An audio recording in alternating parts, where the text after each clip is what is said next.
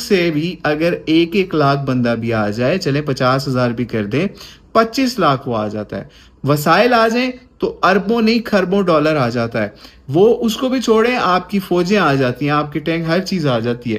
جب وہ اس کانٹیکس کے اندر آپ اس قرآن پاک کی آیت کو سمجھیں گے تو آپ کو نظر آئے گا کہ مسلمان کوئی ویلے نہیں ہیں، نکمے نہیں ہیں.